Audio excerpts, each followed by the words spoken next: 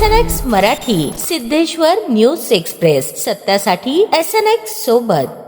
15 लाख रुपये हुंडा मागून विवाहितेचा छळ केल्याच्या आरोपातून सासरच्या 7 जणांची न्यायालयाने निर्दोष मुक्तता केली आहे. या प्रकरणातील फिर्यादी महिला सध्या आपल्या माहेरी वास्तव्यास आहे. फिर्यादीने दिलेल्या तक्रारीनुसार त्यांचा विवाह 20 नोव्हेंबर 2019 रोजी झाला होता. लग्नानंतर काही दिवसातच सासरच्या लोकांनी विवाहात ठरल्याप्रमाणे 11 तोळे सोने दिले नाही. घरातील वाद मिटवण्यासाठी माहेरहून 15 लाख रुपये आणावेत अशी मागणी करत छळ सुरू केल्याचा आरोप करण्यात आला. फिर्यादीच्या म्हणण्यानुसार सासू व नणंद तू काळी आहेस असे म्हणून हिणवत असत. किरकोळ कारणावरून शिवीगाळ आणि मारहाण केली जात असे. सकाळी नाश्ता न देता घरातील सर्व कामे करायला लावणे, सणासुदीच्या दिवशी स्वयंपाक नीट झाला नाही म्हणून अंगावर जेवण फेकणे, अशा प्रकारे शारीरिक आणि मानसिक छळ करण्यात आल्याचे नमूद करण्यात आले आहे. अखेरीस पतीने त्यांना माहेरी पाठवले. दरम्यान पतीने सोलापूर येथील कौटुंबिक न्यायालयात घटस्फोटासाठी दावा केला होता. या प्रकरणी जोडभावी पेठ पोलीस ठाण्यात गुन्हा दाखल करण्यात आला होता. खटल्याच्या सुनावणी दरम्यान सरकारी पक्षातर्फे एकूण 11 साक्षीदारांची साक्ष नोंदवण्यात आली. दोन्ही बाजूंचे युक्तिवाद आणि पुराव्यांची पडताळणी केल्यानंतर प्रथम वर्ग न्यायदंडाधिकारी विनायक रेडकर यांनी सर्व आरोपींची निर्दोष मुक्तता केली. आरोपींच्या वकिलांनी फिर्यादी आणि तपास अधिकाऱ्यांची सखोल उलट तपासणी केली, जी या खटल्यात निर्णायक ठरली. बचाव पक्षाने मांडलेले महत्त्वाचे मुद्दे ग्राह्य धरत न्यायालयाने आरोपींच्या बाजूने निकाल दिला. धनराज भोगडे, प्रकाश भोगडे, महादेवी भोगडे, कलावती भोगडे, श्रीशैल भोगडे, राहुल भोगडे, विजयलक्ष्मी धब्बे, सर्वर हाडाळ सोलापूर यांची या प्रकरणातून सुटका करण्यात आली. आरोपींच्या वतीने advocate Abhijit Itkar, advocate Rahul Gaikwad, advocate Ram Shinde, advocate Santosh Awale, advocate Faiyaz Shaikh आणि ॲडव्होकेट सुमित लवटे